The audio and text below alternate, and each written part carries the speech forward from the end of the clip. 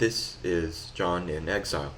I have an update actually on the Pineapple Express mission aforementioned in one of my videos.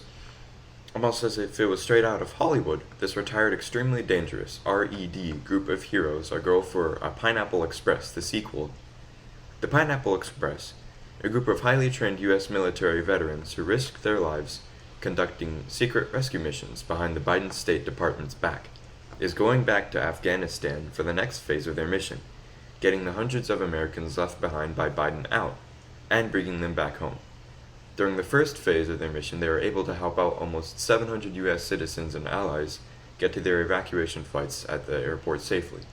The special operators used their contacts in and outside of Afghanistan to transport people safely and even worked with US troops on the ground who had to disobey orders to help the rogue rescue effort. Our retired soldiers care more about trapped Americans than the current pudding-brain commander-in-chief, who told active forces on the ground to stand down.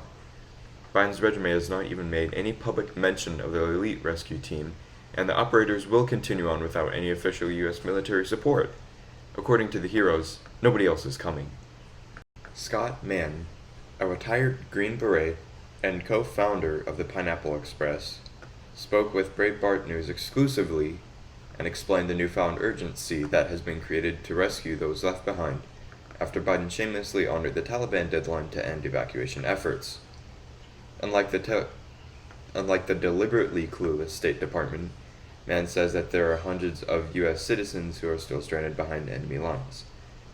We're having to move from what was a very network-centric starfish kind of thing way more of a deliberate recovery that focuses on two things: moving people to safely, getting them immediately out of harm's way from retribution, and targeting them, and then ultimately some of them to freedom.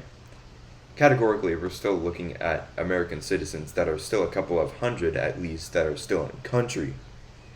The rogue special operators efforts will also focus on assisting Afghan allied forces, at-risk individuals, prosecutors, judges, and any others who may have participated in activities that could make them targets of retaliation from the Taliban. Now that Jihad Joe armed their captors and bailed with his tail tucked between his legs, someone has to step up and help them. It's shameful. Speaking of pathetic leadership, Mann also explained that his group has been receiving calls from the White House and the Joint Chiefs of Staff for help to get their specific people out. I've had calls from inside of the White House and the West Wing and the Joint Chiefs to get their people out, he said. On the other side of the coin, the US State Department has refused to honor requests by Task Force Pineapple to formally partner with their rogue efforts to get the remaining American citizens and Afghan SIV applicants out. They will not even provide support or help them at all.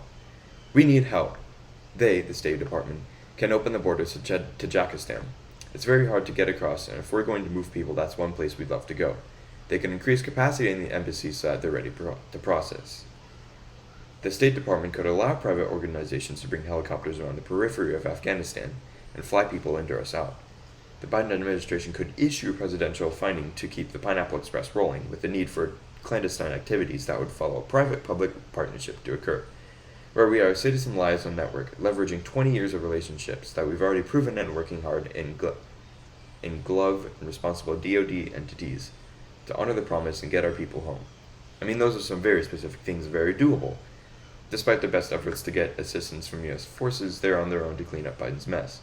So why is the White House calling them for anything? Why don't they suit up those Joint Chiefs and drop them out there to start rescuing their people? These Green Berets are special operators that are too busy being heroes for the American people and their allies who need them. What a joke. The terrorists' deadline should never have been obeyed if there was just one American trapped behind enemy lines, let alone the hundreds that are unaccounted for. Now, because they're so frustrated with Biden abdicating his duty and leaving Americans to become prisoners of the Taliban, this group of retired veterans has to risk their lives again with no support. This has been John in Exile. I am very proud of our American heroes who have disobeyed orders and done this behind Biden's back. And it's for America, and I know that they must have felt wrong disobeying a commanding officer's orders, but I feel very grateful for them for doing that, even if they did disobey orders. This has been John in Exile.